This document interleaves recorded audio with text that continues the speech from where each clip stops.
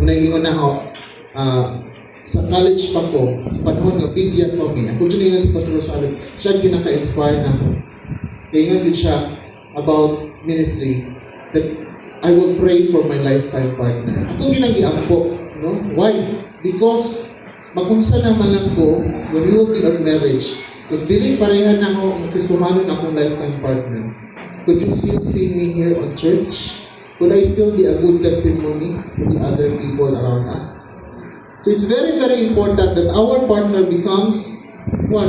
Our co-worker, no? That is why the question is, have you allowed your marriage to be an avenue for God's ministry?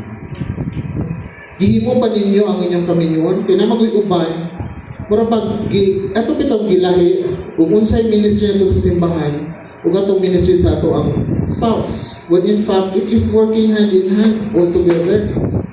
Nga murag, lahi ta sa simbahan, lahi po ta sa atong pagkabana. When in fact, they should all blend together. And that is why it's very, very important that we allow ourselves to be part of the ministry.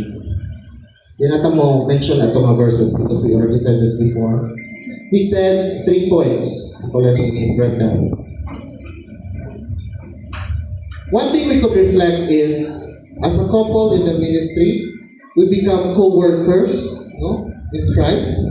Do we work together to make a living? No, bisan pag-usaran nato ga trabaho or na income, but as a whole, sa atong pagka-couples, we work together, no, to earn that living. And 3, we become mentors to the young. Where does it start? It starts from our family, but then we could also start it in our churches. So it's very, very important that we allow ourselves, our marriage, to be part of this ministry. Married couples must have a personal relationship with Christ. And that is the first no we say. But the 3 points is very important. We serve God by serving our spouse. We serve God by working together. And we serve God by sharing Him to others. Are we doing it as a couple? You know, have you been talking, no? Anak kitang evangelism, we work on that. Pero usahay, atong makita sa simbahan din balance. Usahay, mga bana ratanan. No? Usahay po, ang mga asawa ra. But isn't it also nice, no? That we could start our own, dili na to, allergic na sa word na small group. No? No, we could start, kung kita pa nag-asawa, we have a mission. Makita tag mga couples, makita ta o mga tao niya tag angay gini siya, o pag gini siya kadawat, sa kaluwasan nga atong naangkon. Why don't we minister to these people? And that is why it's very, very important, no? And this morning, out of our activity, no, let's try to ask ourselves, no, unsa may implication sa atong tearing of our paper? If you try to recall, no, when we tear our paper, there is always control.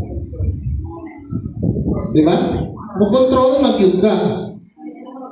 Because kung hindi mo na i-control, it's either mag-isi or maputol na siya as a whole. Sa ato ang pagka-couple, do we have that control? Do we have that self-control? Control to our partner? Dili on the negative side of control? On controlling how we manage our family? And if you notice, as mentioned, daan ako nakahuna-una, nadaghan yun di maminaw sa instructions. Tinood yun na siya, singasa na.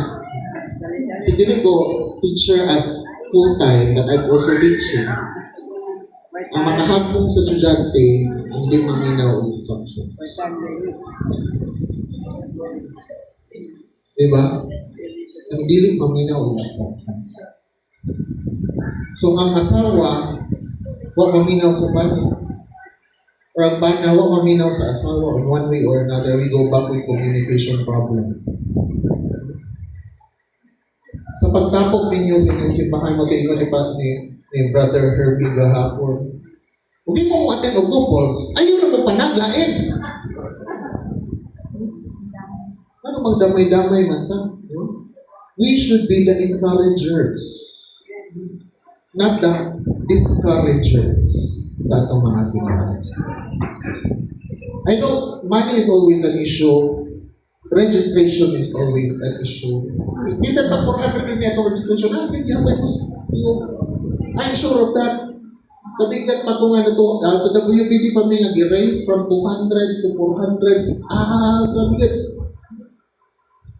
It's actually not the money that is the issue. What do you think is the issue?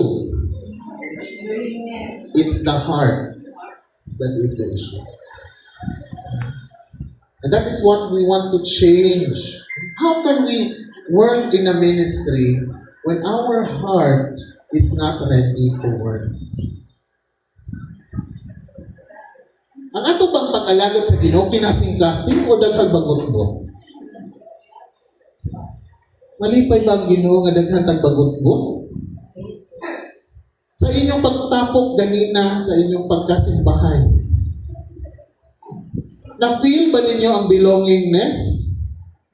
Nanong naamay tuara sa gawas, naglingkod-lingkod? Nanong magdamay naglingkod diri nga ang iyang tibok, kaubang mga members sa church di aman sa sul. You see that? Wako'y giigo, it's just an observation. Hindi ni pangigo, sorry. It's an observation. The activity itself, how you perform the activity was the team building itself. Nakuha ninyo?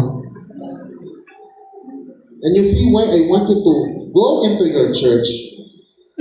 How are you going to perform a ministry when you don't feel that you belong? No man is an island. How can you go into couples fellowship if you don't think you belong? Because ang nasa tungo-na-una ang registration, mahal. When we are not thinking what we could get out of this fellowship.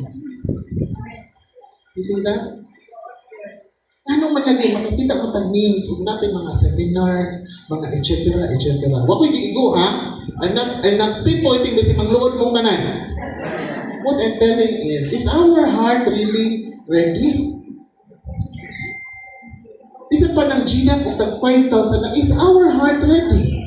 E gumingon sila, pag ayaw, may dahilan. Pag gusto, may maraming paraan. It's always a matter of our heart. Anong imong ipakaslan ng imong asawa nga to, as kinabukiran, kaagong dapet.